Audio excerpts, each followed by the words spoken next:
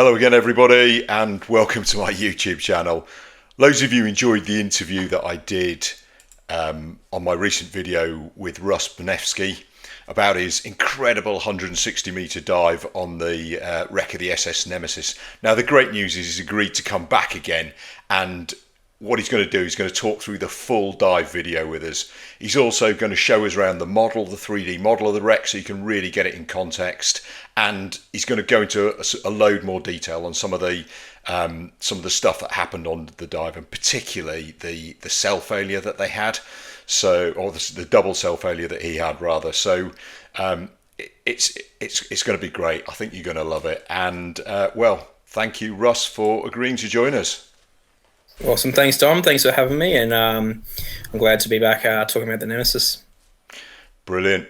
So I think one of the things that we didn't do maybe as much as we should on the last dive is talk about the last interview is talk about the wreck. And this is it. The SS Nemesis, a kind of fairly standard turn of the century, or turn of the last century rather collier, but clearly a big news story in Australia, both at the time and more recently. Yeah, definitely, mate. So as you can see, we're back in the day, 1904 is when she sank, and she was doing that run from Melbourne up to Newcastle, so going past Sydney. And yeah, you can see just there, all loss of life when she sank, and yeah, so no survivors, unfortunately. Yeah, really sad, sad news, and I think this is a kind of a lovely, picture that somebody's painted of it as well. And I think you look at these black and white things, and it's not quite. It seems like a long time ago. Something like this, I think, makes it seem much more real. Yeah, definitely, mate. It gives you a bit more context on what she would have looked like back in the day. Almost reminds me of that sort of White Star Liner type sort of image you would have got with sort of Titanic. Yeah. But yeah, definitely what she would have looked like back in the day. Yeah, fantastic. So now the other thing, obviously, we kind of skipped over a bit last time is where this is all happening. So oops, my video is just there we go. Let's start that again. Okay, so there we go. That's Australia. I'm sure pretty much everyone knows where it is, but the actual geography. So that's Sydney. Yep, and then hour and a half south is you got Wollongong, and then about 26 kilometres east of that is the SS Nemesis, right out in the deep blue ocean. Yeah, fantastic. So miles away from land, and diving in those kind of locations is always, I don't know, mentally for me anyway. When you can't see land, it's always a kind of it kind of makes you realise that what you're doing is genuine exploration, I think. Yeah, definitely. Just knowing that, just the simple fact from not being able to see land gives you that sort of out in the wide blue type feeling, and it kind of puts a lot of things into perspective, especially if something were to go wrong. Yeah, for certain. And the other thing I think people need to realise is when you're diving that far offshore and you've got tides and stuff to worry about, then you're starting at early o'clock in the morning, aren't you? And this is a photo that you shared showing you and I think the other three divers with all your mountain of gear. Yeah, definitely. So obviously you can see the boat in the background, quite a lot of deck space, which we were very fortunate to have. And then you can see all the gears. Probably I wouldn't say almost all of it's probably maybe about half, but there's a few. There's most of the cylinders are there. You can see the buoys there that are used for the shot line and the deco station. A few other bits and pieces, bags full of dive gear. It takes a while to unload all this and also offload it, and obviously wash it all down. But yeah, you can see there's a lot of things that go into a type of dive like this, not just the rebreathers. They play obviously a very crucial part, but there's a lot of other little items that you've got to account for, and shot lines and ropes, and a lot of that sort of maritime boating sort of equipment that you need for a dive like this. And yeah, absolutely right. And I guess this is you on board the boat leaving harbour. Yeah, I believe this is probably about 6 o'clock. Yeah, probably just about 6 o'clock in the morning. You can see the sunrise starting to sort of show up. But yeah, you can see that I think I took this photo. You can see some of the guys there preparing some of their gear. We've got one of the deckhands on the back, and you can see there's a few rebreathers already I'll tell you what, sitting mate, there. that looks cold to me. And being British, I imagine that Australia is 30 degrees all the time. No, it was definitely cold. So when we did this was in winter and early morning. Yeah, it was definitely a little bit of a chill in the air, and yeah, leaving the warm bed and to get on in the car to drive down to the harbour, and then to pack gear to go on this big dive. And I'm like, oh, Yeah, I'd rather almost maybe yeah. be in bed. You tell people, it's one of the things I always say to people: if you compare the amount of time you actually have on the wreck for a really deep dive with the hours of stuff that happens either side of it, the ratio is just insane, isn't it? Oh, it's absolutely insane. I think I usually tell people, particularly just with rebreather diving in general, I think I usually say it's like, 4 or 5 hours of extra time for like 1 hour of diving. Preparing the gear, maintaining, like washing, disinfecting the gear, and maintaining it. All that plays into it. But I guess that's the sacrifice you're going to make to maintain and dive a complex diving system. Yeah, absolutely, and to go and explore stuff as well, isn't it? To do stuff nobody Yeah, else definitely. does. Yeah, Yeah, exactly right. It's I guess it's part of the fun in exploration and expedition diving, is all that preparation, all that hard work, which hopefully a lot of the time pays off. Sometimes, actually, sorry, I would say a lot of time it doesn't pay off. Sometimes it does. It makes it worth it when you do finally achieve it. yeah, for certain. And I guess this is looking forward now from the rear of the boat. Yeah, so I'm looking. I can't remember. I might have probably taken this photo as well. This is you can see, I think that's my scooter there on the left, and you can see a few more of the stage cylinders that are in there. We used all the space we could get.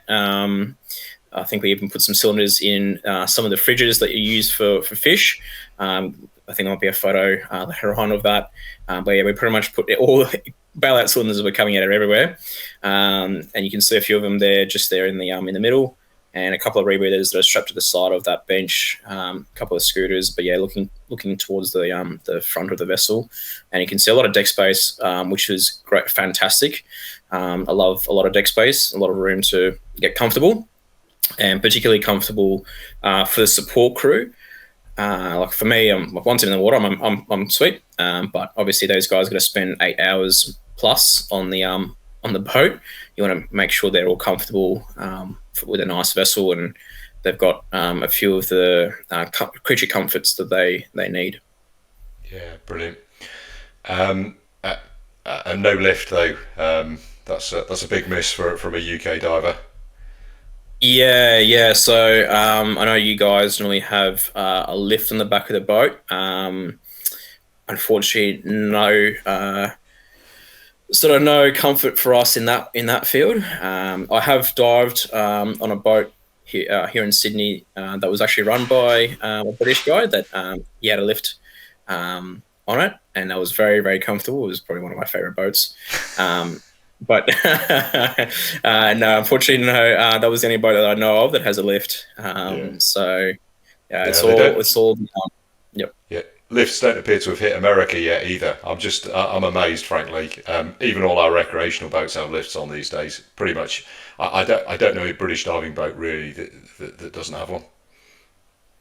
Yeah, yeah, it is. It is obviously something that's quite beneficial. I will actually add something though, that this boat did have a crane. So a lot of our ballast cylinders and scooters were craned up. I can't remember if any of us craned. I certainly didn't. But a couple of maybe the other two guys that exited the water before me, they might have got their rebreathers craned up. But I was almost planning on doing it too as well. I was sort of thinking about it, maybe not. I did have a plan if the conditions were bad, where it was unsafe to climb the ladder, that I was going to have a support diver. Well, actually, a support diver was with me in the water on the surface, like a surface swimmer, and we were just going to take my JJ off and have it float, and then swim it to the crane, and the crane was going to lift it up and hoist it. But the conditions were pretty good, and and it was I feel as though it was safe to climb up the ladder with the JJ. But I had everything else craned up, so I had my T-Reb, my Scudo, my two stage cylinders craned up as well. So we put what we call a fishing line in the water. So it's a sort of 20-meter bit of string with a load of D rings on it, and you swim over to it. You hook your gear on. Is that a similar system for yourself? Yeah, we sometimes use it. We call it a mermaid line, pretty much exactly the same thing. We sometimes use it. We found that it was actually with this dive, it was quite easy because each of us were sort of exiting the water individually, and it was pretty much as soon as we exited, the support diver or surface swimmer was there right there, and they just took the cylinders off you and put it straight onto the crane, and you were kind of good to go. So there wasn't. But yeah, we have used what we refer to as a mermaid line. Before, that uses exactly the same process. Is you just hook all your stuff onto it and then it gets sort of taken up at the end. Yeah, no, cool. I think our next photo is another one from the journey out. This might have your cylinders in fridges. I don't know. Yeah, you can see some cylinders towards the back. I think so I took this one as well. This is sunrise, so I've got a nice photo of sunrise in the background. So we're kind of almost near the dive site now. I think it was an hour and a half from leaving from Wollongong, and it was a nice photo. We got Dave Apps there. He's kneeling, getting his rebreather ready, and a couple other guys there in the background. I think John and one of our support divers is there, and it was a nice little shot of the sun rising over the east coast of Australia. We get nice sunrises on the east coast. Sunset's more a west coast thing. Yeah. Okay. Yeah, got you. And I guess one of the things is we talked last time about how the wreck was found. It was found by a survey company who were looking for shipping containers, and but it did mean that you had some information about the wreck before you went down there, and this side scan is an example of that. Yeah, definitely. So this side scan actually shows you really good. I guess, perspective on what we saw on the Echo Sounder when we were trying to put the shot line on. So you can see there's not a whole lot of target. That orange bit there in the middle is where the superstructure is, where that bridge and sort of engineering used to be. And so we actually almost didn't even see that sort of orangey green on our Echo Sounder as well. So we kind of had a very small target, almost like a little pinnacle in 160 meters of water to hit, and so obviously quite difficult to place a shot line very accurately into it, particularly with about a knot of current or just under a knot of current. Yeah, fantastic. Sorry, and there you go. This is some more. This is a kind of point cloud, multi-beam type stuff. Very similar, I guess. But I guess the lovely thing you had is this. Photogrammetry model, which is just loading up there. But yeah, perfect. There you go, and you can see. I think this is where the shot line landed here, just off to the reef. Yeah, so you can see that sort of a little bit of a reef there, just in that sort of white patch.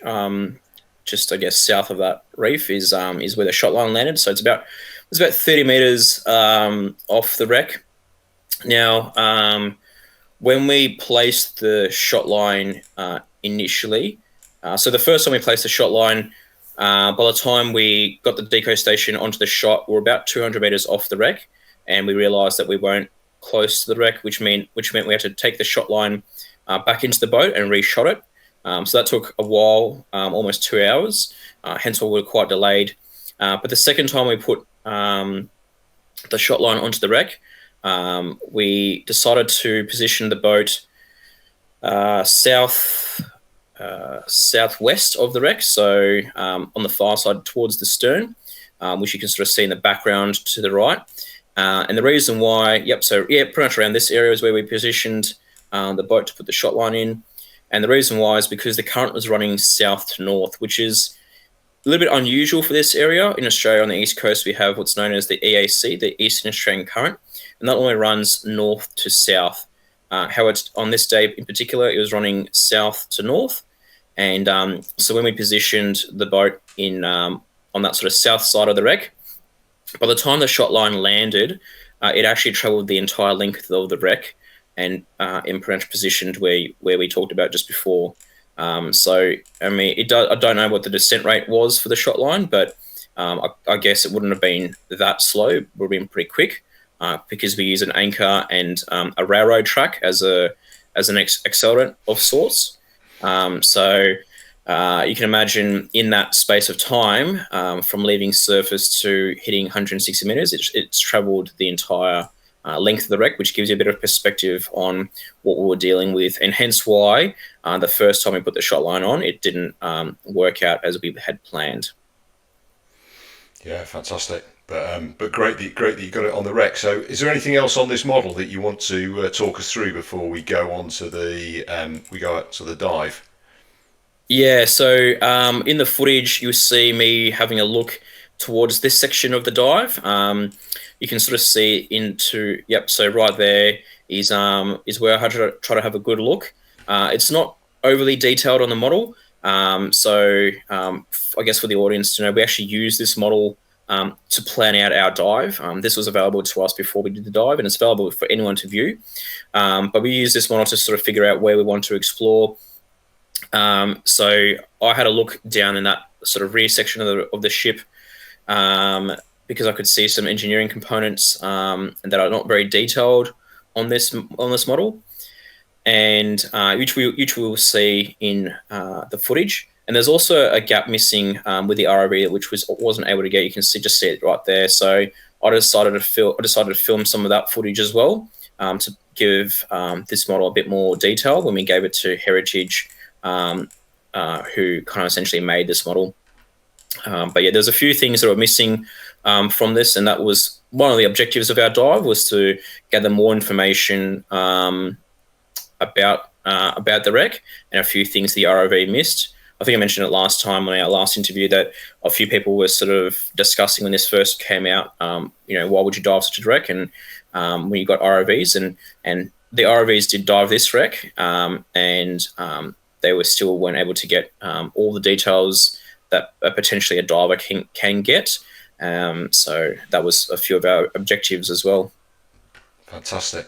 And that probably brings us nicely on to, let's have a look at the dive footage. So you can talk us through it, Rus, please. Yeah, perfect. So we, at the moment, so this is probably about 15 or so minutes into the dive. If we could just pause the video if we can, Dom. So we've just beginning our descent now. However, all of us were sort of sitting here for about 15 or so minutes because our fourth diver, who's Samir, who's just entered the frame of the footage. He had to sort of get his gear sorted and fight against the current for a little bit on the surface. So it took him about 10 to 15 minutes to scooter across the surface to get to the shot line. So you see us, which is why the footage sort of starts here at 15 meters, because we're just hanging out here, waiting for the whole team to be together before we started our descent. We were sort of just chilling out and making sure everything was right, waiting for Samir to approach. And then as soon as he sort of gets into frame, we begin our dive. You've got Dave Apps, who's just to my right, and John, who's behind me as well. And this is, I guess, the first initial sort of descent part.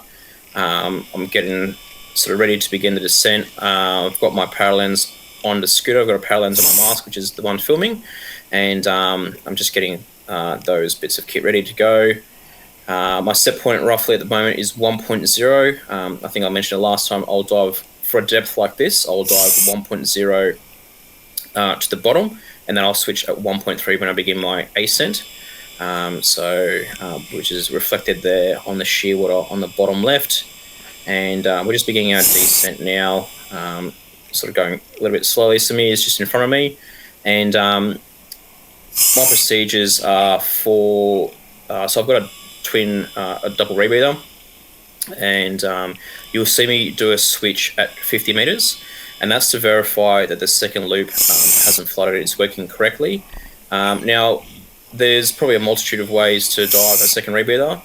My way might not be the best way, or it might not, but it's just the way that I do it, and it doesn't necessarily mean it's, it's the best or the worst. It's just the way I do it, and I'll switch at 50 meters, at 100 meters, and then again at 150, 160. So when I get to the bottom, so I'm being cognizant of that. I'm inflating my dry suit, a little bit of BC, inflating that second loop as well. It has an ADV, but I'll occasionally top it up with a bit of manual diluent. And I'm sort of approaching here. I'm sort of observing myself approach that 50 meter mark where I begin that first switch to the second loop to verify it.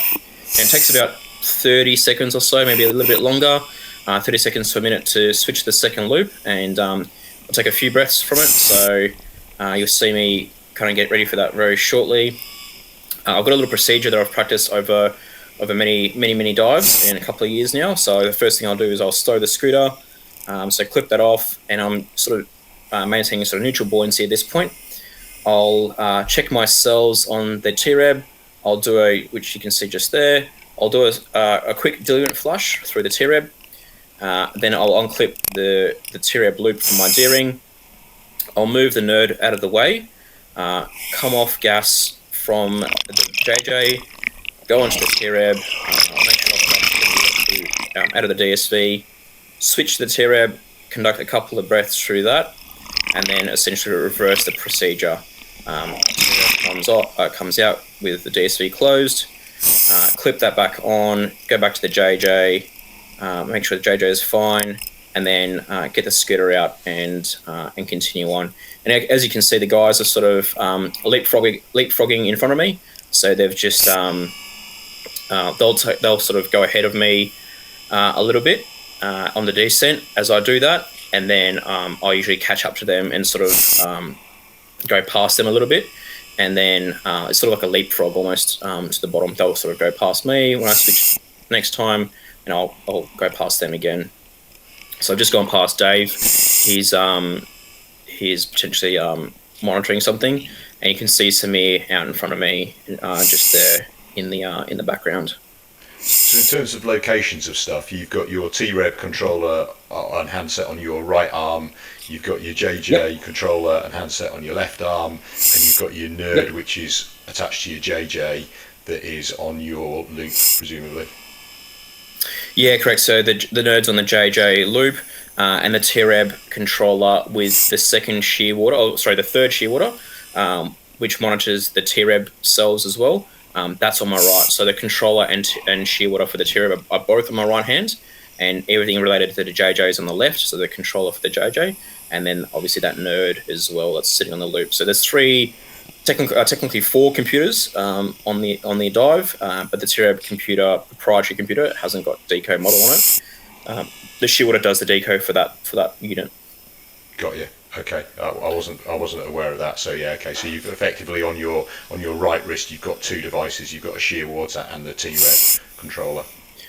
Yeah, correct. Yep. And the T-Reb controller is in bailout CCR mode. So what it essentially has been told. So the cells are kind of all over the place at the moment because we're doing a descent. Diluent's getting injected into it, but the cells won't necessarily reflect the deco. So the shear water on the T-Reb has been told to be in bailout CCR mode with a set point of 1.0. Okay. So essentially the shear water is saying, so I'm reading the cells, but I'm not taking them into account for deco. Yeah. We're doing deco of 1.0, so quite a good function, and that makes it very crucial for a dive like this. So as you can see, we're approaching 100 meters now. Now I will say the temperature sensor on the camera is a little bit inaccurate. So the battery heats up the sensor in the Paralens camera. So if anyone's looking, they go, "Wow, Australia's got 20 degree water at 100 meters." It's definitely not that. It's about 14 degrees on the bottom at 160. 20 degrees is a bit more accurate towards the. It's about 18 or so towards the surface, but 14 on the bottom. So you can see me now doing that second switch. Yeah, brilliant. So and obviously we've got the overlay, a shear water overlay on the left hand screen, which looks like a petrol, but is actually showing the information from your nerd. Yeah, exactly right. So what you're seeing there is the information from the nerd, which is reflected almost identical to the information on the JJ controller, which is a Predator. And you can see there's a little bit of a spike on cell number 3. Now, believe I potentially would have seen it maybe at this point, a little bit further on. And this was where I was like, oh, okay, look, it's a little bit of a spike, not a major thing, but hopefully, you know, we're doing a bit of a descent, so it could just be a multitude of things. Potentially nothing to be overly concerned by. But yeah, you can begin to see that cell sort of enter its sort of final stages of its life, which we'll probably see later on in the discussion. But yeah, continuing our descent. So I've just done my second switch onto that loop and verified it, and switched back to the JJ and continuing on. And we're sort of approaching now that 130 meter mark. It's towards this point in time that I sort of began to see the bottom. You'll probably see it on the footage. I could see John's focus light. It's a tight beam with a square. I could see it reflecting off the sand off the bottom. You'll be able to see it very shortly, I believe, from about 140. And as we approach this, and I could see the bottom of the shot line. You might be able to see. Yeah, you can see John's light just there. I could see the shot line wasn't on the wreck, which made me a little bit nervous because I knew that we didn't want to do any circular searching on the bottom at 160 meters. So it was kind of in my mind. I was like, oh, we might not be, we're not on the wreck. But soon enough, you'll see that I see the silhouette in the background, and I get a little bit excited. So you can probably just see a little bit of a shadow towards the top left in the camera, a little bit of a black shadow. So you can see John's light reflecting off the bottom. You can see the shot line's not on the wreck because there's nothing beneath us.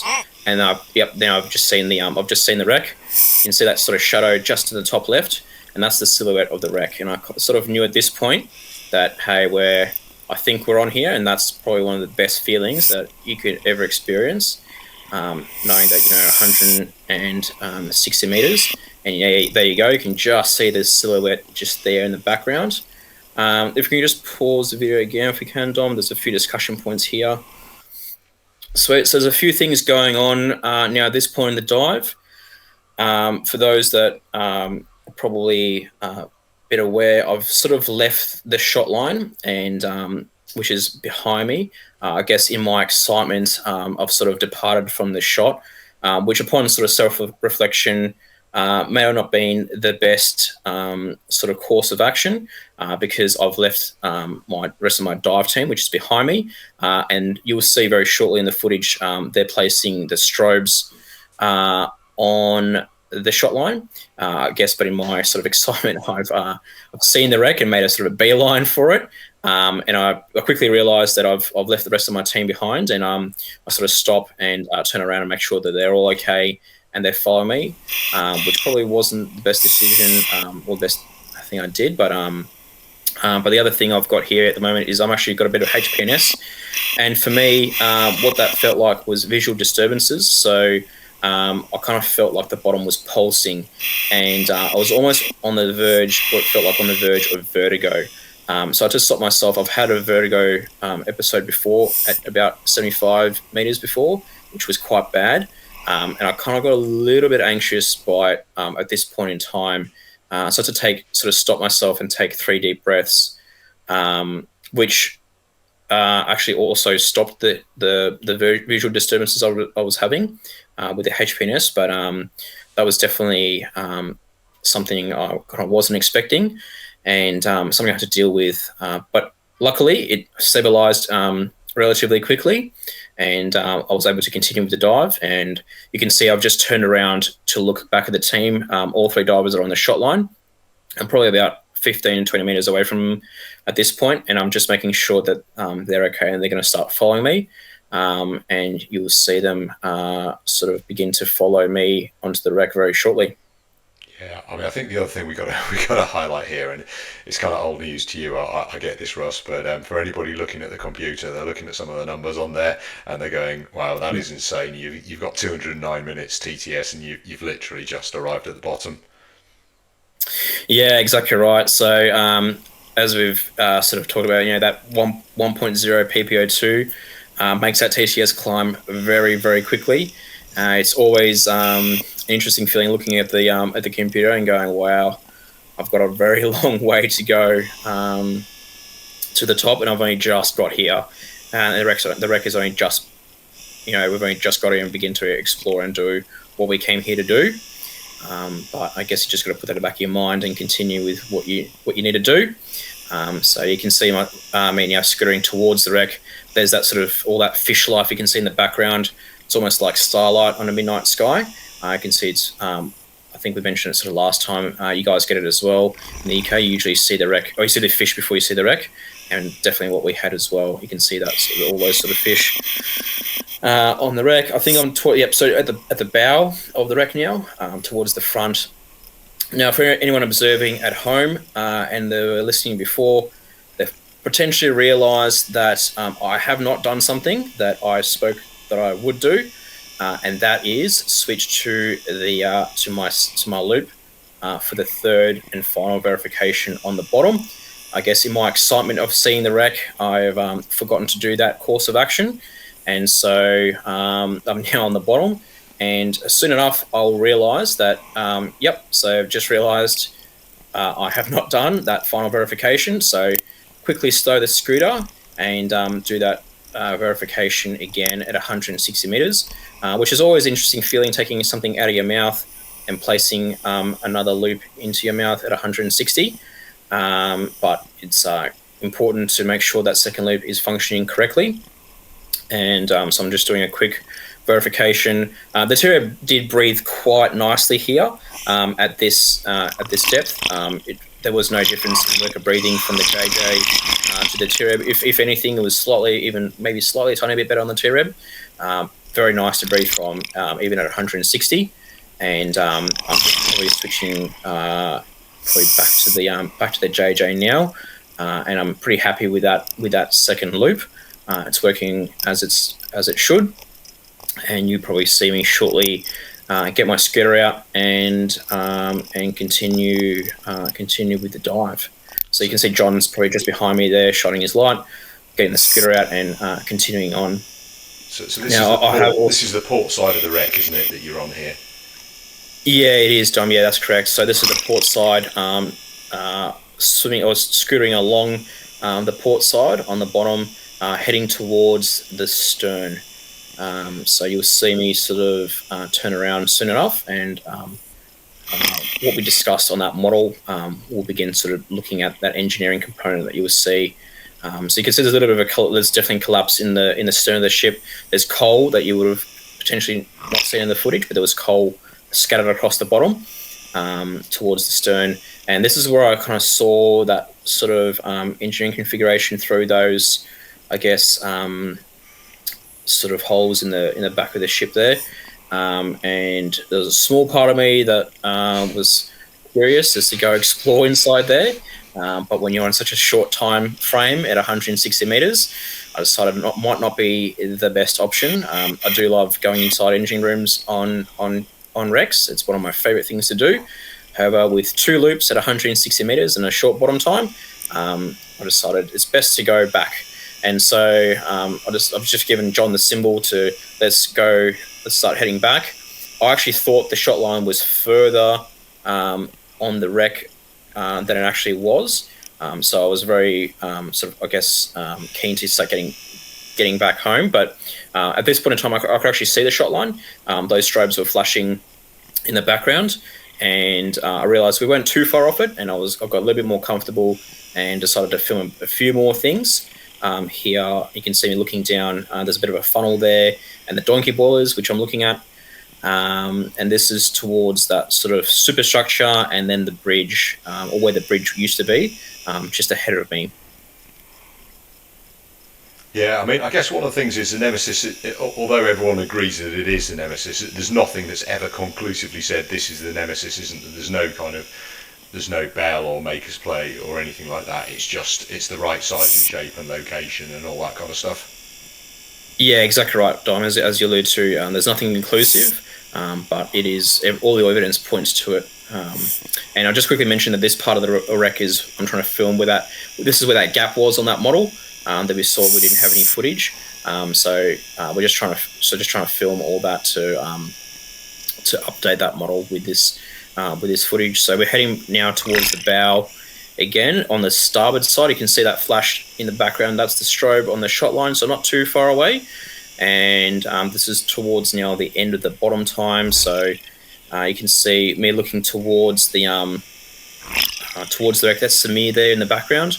At this point in time, I've seen Samir. I know John's behind me because I can see his torch the entire time, which is good. And I'm sort of thinking, oh, where's Dave Apps? I'm hoping he's around. I can account for the other two guys. And then as I look towards the shot line, you can probably see Dave just there in the background. There you can see these torches shining on the sea bottom, and he's made it back to the shot line first, and he's cutting away that railroad track that we use as an accelerant, and so he's getting that shot line ready to be recovered soon, and making sure that it can be. So all four divers are accounted for. And we're proceeding back to the shot line now to begin our ascent.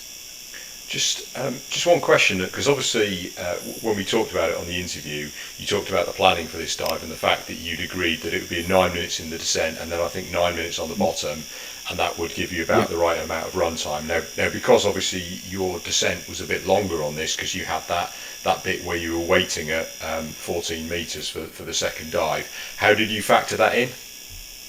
So yeah, exactly right. It does make it a little bit difficult. We essentially had to +9 from when we decided to make that descent. Yeah. Okay. So yeah, it was about +9 minutes from. Add on the difference. Sorry to speak. Add on the difference between when we started descending. So I think we were there for about 15 minutes, and then I'm not sure if the time accurately reflects what was actually shown by the time we began our dive there on the shearwater, but it was about roughly 9 minute descent into a 9 minute bottom time. Yeah, I mean, this should be pretty much accurate with your. I've obviously generated the overlay, and it's using the data from your nerd. So, and I've kind of overlaid it, so it should be about right. Yeah. Okay. Yep. Perfect. You can see me just switching there to 1.3 on both. So I've switched 1.3 on the JJ controller, and you can see that's being sort of reflected in that nerd data. And then I've switched 1.3 on that Bailout CCR to reflect the TREB placebo, we'll call it, data so that both are quite accurate. And you can see that TTS is dropped now from 400 and whatever minutes it was to 350. A mere 350. Yeah, exactly. A mere 350. But I've always also found that it never almost completely is. You've always got to add a bit of smudge factor to that. If you're running off 350 minutes as the actual TTS, I think you're doing pretty good. I've always got to add, extra minutes, because that's probably reflected in that you're never going to do a perfect ascent of. I think the shearwater is calculated at 9 meters a minute for the ascent time at a maximum. You're never probably going to hit that 9 meters a minute, and particularly on this ascent, it took us a while to ascend from 160 to even to our first stop. I remember looking down and after what felt like a long time, and looking down, and I could see that we were still over 100 meters in depth. And I'm just thinking, wow, this is taking a really long time. And I think it's because of that, potentially because of that current and the shot line sitting at that 45-degree angle. You're not doing a direct ascent to the surface. You're kind of doing a ascent at a 45-degree angle. So hence why it's taking a little bit longer to ascend through the water than originally planned, or what the shearwater is planned. Fantastic. So the next thing we've got to do, I guess, is we don't have any more video because there's a whole. I don't have the whole ascent because obviously that would be hours and hours and hours of deco, and Yeah. that's not great for anybody. But what we do, No. especially the person doing it, what we do have though is the is this bit of video footage here, which is I've slowed down and is kind of showing your JJ controller. At, I think we can see about 15 meters here, and it's kind of showing, really clearly the fact there's a problem with one of those cells. Yeah, so as you can see, this is, you can see the cell just being voted in and out. At that point, it's just gone green because it's been voted back into the verification process. But before, when it was yellow, it was voted out. So that now, yep, it's just gone yellow, so that's voted out. So as you can see, initially that cell number 3 spiked, and now it's on its way out. So it's kind of dying, and for anyone who's very observant, you can see that cell number 2 at 1.55, it's doing exactly the same thing. So it's going spiking high. So cell number 1, I think it's about 1.34 there on the footage. So that is the most accurate cell, and that one was showing the correct PPO2. But cell number 3 is very much on its way out. It's beginning to die after spiking initially on the descent, and cell number 2 has done the exact same thing. So it has spiked initially, and then I think on the next video it shows that all those 2 cells have completely died or very close to dying. But yeah, you can see that cell number 3 is. Yep. So this is now a little bit shallow on deco, a little bit further on into the dive. I think I'm getting my spare battery which was left on the deco station. Turning that on, and yep, there you go. So you can see cell number 1, 1.16. That is the actual PPO2. Cell number 2 has pretty much died, and cell number 3 has pretty much died as well. You can see I'm actually no longer on the JJ at this point. I'm very much on the TREB at this point, and you can see it's open circuit bailout with 95% as a bailout mix. And the reason why is because effectively I was no longer taking the computers on the JJ into any account. The deco was absolutely all over I can't remember what it was, but it was showing hours and hours and hours because the computer doesn't know what to do with this data. So essentially, to trick the computer into not having errors when I surfaced, saying that you've just missed 4 hours of deco, I've bailed out to open circuit on those computers to essentially reflect almost a very similar deco profile. Almost, I think it was actually within a minute or 2 of what the TREB was showing, and the TREB was on closed circuit. So I'm actually doing the real deco off the TREB on my right arm, and this computer on the left, and the nerd is exactly the same at this point in time. It's just completely gone. Those cells are doing, whatever they're doing. Yeah, I mean, so this is super rare, isn't it, to have a double cell failure, and Yep. what a dive to choose to have it on as well. Pretty horrendous. What depth did you? Probably worth just talking about what depth you realised that you were in this predicament, and what depth you actually bailed out on. Oh, not bailed out. You went onto your second rebreather. Yeah. I mean, it definitely is, I guess, a bailout, so to speak, because I'm no longer on the primary system. I believe it was 3 hours in, so we're probably around that 9 meter mark or so, roughly around there. I'll have to look at the plan again, but I think I made it to 3 hours on the JJ before I was like, nah, this is just too uncomfortable, and I bowed out onto the second unit. So yeah, 3 hours. So it wasn't too deep, but it was still had a long time to go. And there's always that thought in the back of your mind of like, have I done the actual, proper deco so far? Because effectively, what PPO2 I was breathing might not be the most accurate thing, especially with that double cell failure, as you can see. So, and I think there's some comments about this, a bit of chat about this in the comments on the last video, and I think it's one of those things. Is people sometimes equate units and cells, and they're not the same thing, are they? This is a problem with the cells, not a problem with the JJ.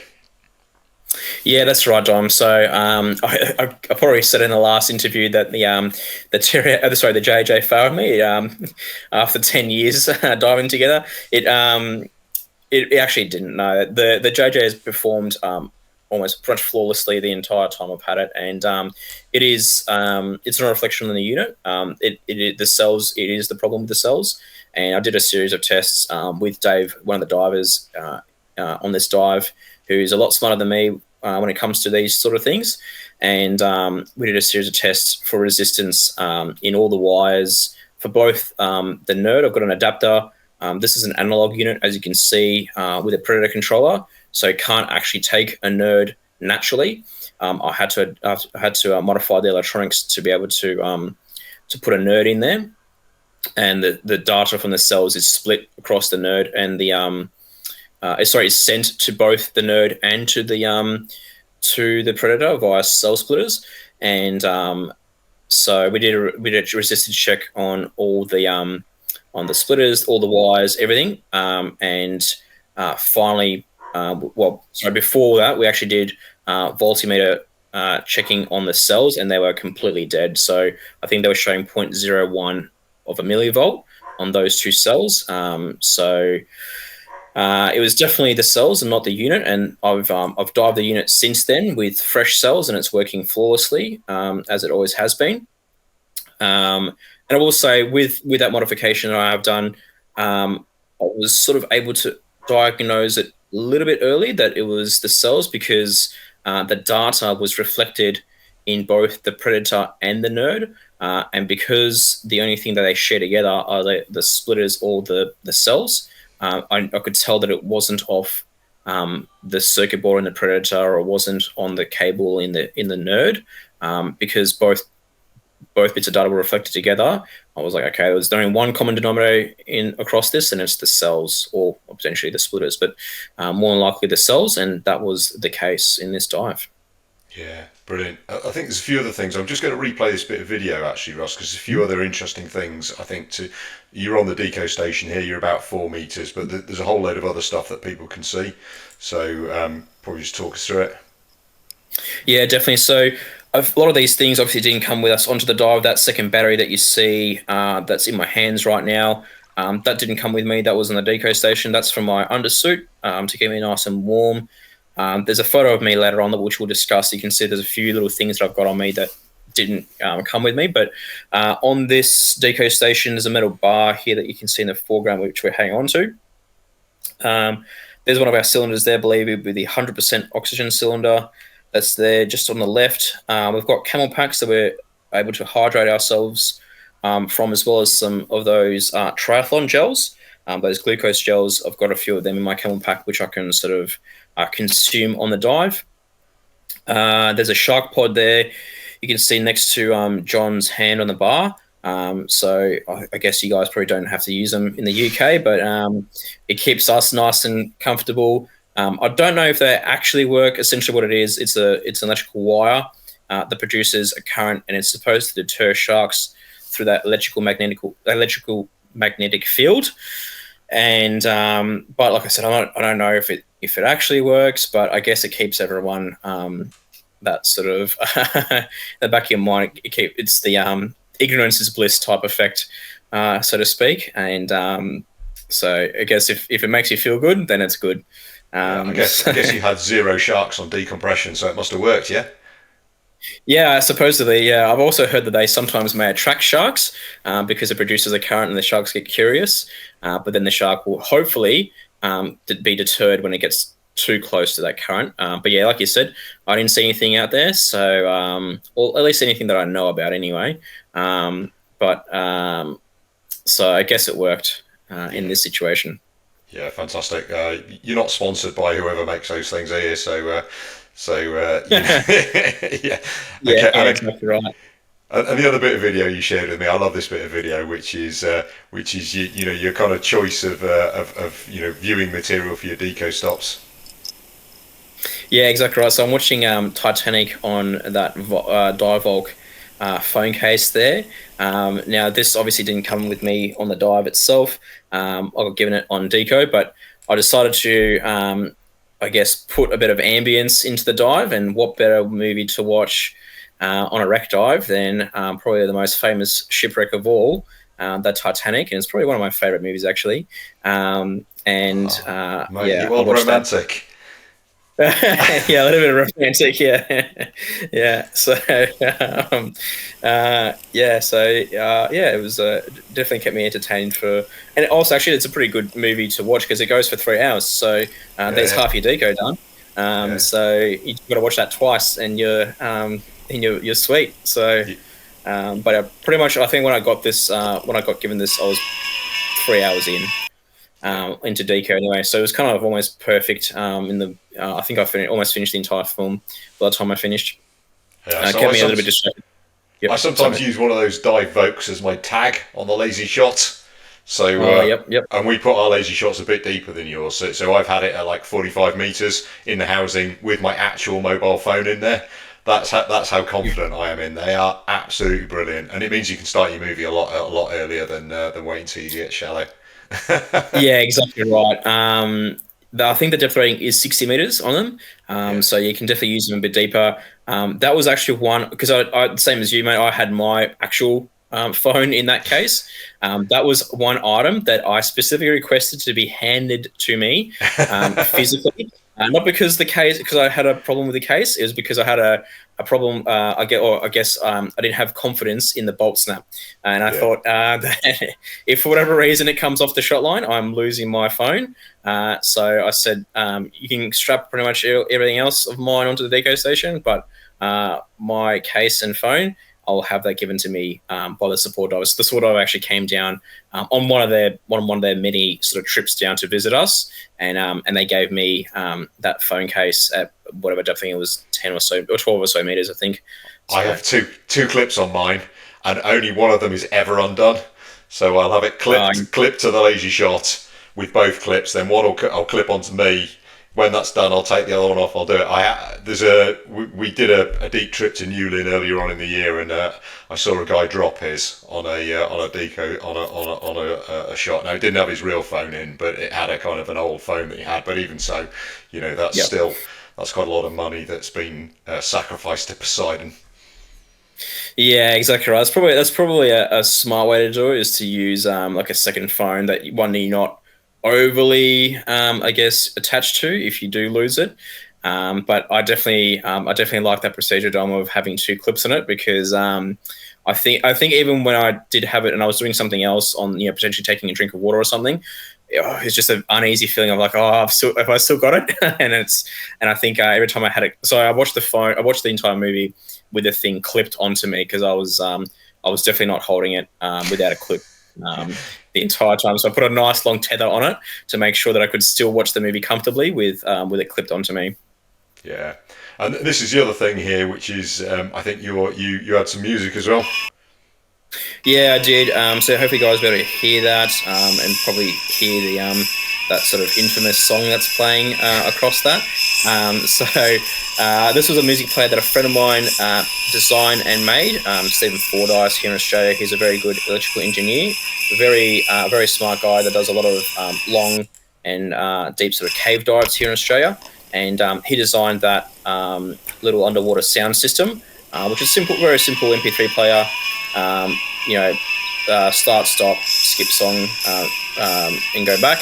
And you put just an SD card with all your music files on it, and you can just play whatever song you have. So I was just using that on a bit of deco And as another bit of entertainment. I think that we're kind of getting to the end. We've got to finish up with your choice of reading material as well. Yeah, so the dive supervisor actually made this, and Yeah, and this is it here, Russ. We've got a kind of we've got a zoomed in version of it. This is very very funny. Which genius came up with this then? yep. So this was our supervisor and dive medic, Britt Shaw, who's designed this. She's put herself in that picture, doing a handstand upside down on a single recreational set on purpose. And she's obviously put a few funny captions in there as well, most of which are taking, I guess, making fun of me. So finding the shot line, counting down the minutes on deco without access to your toes, uh, and then taking less than 2 hours to gear up, because I have sometimes been known to take my time gearing up. Yep. So and then free mirror and protractor with every book, keeping that trim in check. There was a few dives that we've done together where we focus a lot on trim. So she's taking sort of keeping making fun of that factor as well. So pretty funny image and pretty funny book, and it's created that, I guess, iconic photo that you may have seen. Yeah, it's absolutely awesome, and it has done the rounds online as well, which is absolutely brilliant. So Yeah, I decided to have that on deco to create that sort of, I guess, image. And you can see I'm on my second loop now, so it's very into that. I've definitely bowed out onto the terrier, which is very ironic, with the poster there in the foreground of what's actually occurring. You can see there's a few things that are on me. You can see the scooter just beneath me, that dive bulk, and that second battery that I didn't take on the dive, but we're there on deco. So I'm strapped with all the gear, and I'm just going through, I guess, making sure I've got everything correct, and everything is simplified as it can be for such a dive. tell you what, I just want to thank you so much for taking the time again to kind of, and providing all this imagery and all this detail and everything, because it's been absolutely fascinating, and I'm sure loads of people will enjoy kind of hearing about your adventures. So thank you so much. Dom, it's always a pleasure.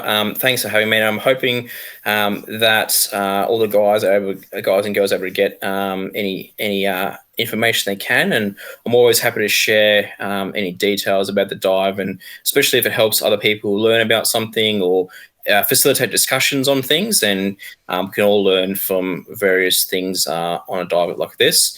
And I'm still, obviously learning things as I go along as well. So, and I'm always happy to facilitate those discussions. So, thank you very much for having me, mate, and always a pleasure.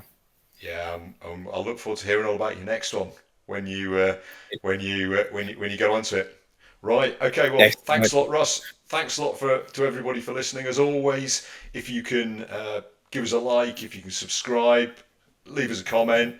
Russ has been really good on some of the other videos about answering questions. So if you leave those on the comment, that would be awesome as well.